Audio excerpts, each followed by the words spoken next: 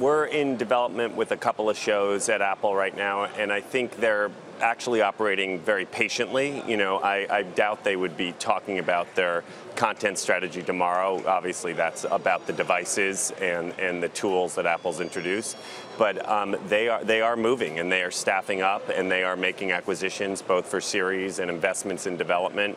And now this push into family-friendly movies is really interesting. Does it make sense when we say it feels like a slow motion push? Why are they being so deliberate, so patient, in your words? I think Apple has the most to lose. So I think they are not only the most patient, but potentially the most conservative as they enter this. Netflix was a content company and wasn't selling $1,000 phones. They had nothing to lose. This was their entire business. And Amazon has done it also in a kind of slower push than you may have expected them to do. But there's such a direct correlation between the selling of goods and services that exists on Amazon and the traditional advertising marketplace for them to be in content that I think there was less judgment. Whereas with Apple and the design culture that's rooted inside the DNA of that company, there's a lot of trepidation about what is Apple content, what does that mean, and I think that's part of why it's been slow moving. You had Planet of the Apps with them for one season. I guess they decided not to renew that. What's the difference between Apple, Netflix, and Amazon? You've dealt with them all on how they deal with content creators and how much insight and data they give you about what works and what doesn't. They are all closing off the information from us. So they have our content on their platforms. They have data that's clearly going into their decision-making process, but also data that's confirming whether things were successful or not successful. And they are not sharing that currently with the studios that supply them, like us, or the independent producers, or even the creatives.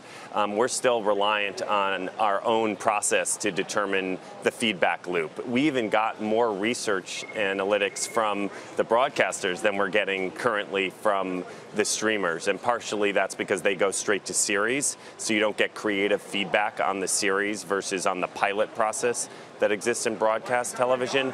But there's also clearly a black box of data that they're holding to themselves and they think is really valuable. Doesn't that strip you of a lot of power both to negotiate and to improve your product?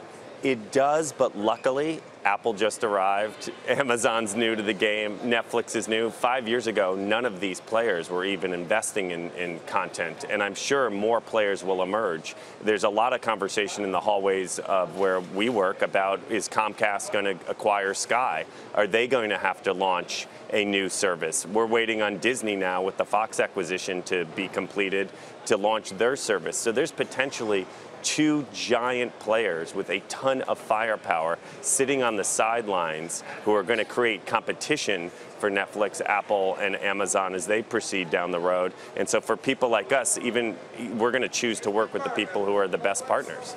Finally, Moonves CBS, we talked, I think, during the summer about the feud with NAI and how that was altering creative choices. But what happens now? How does it change? Well, I think their choice of putting Joe into that job is a very much a, hey, we're continuing to operate as we always have. That was somebody that Leslie had hand chosen and groomed to be a successor, and now he is in that position.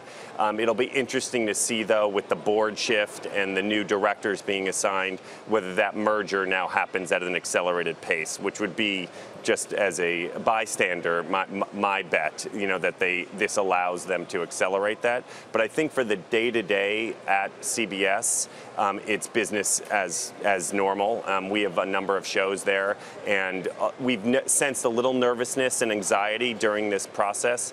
But I think with this appointment, that may kind of steady the ship for now.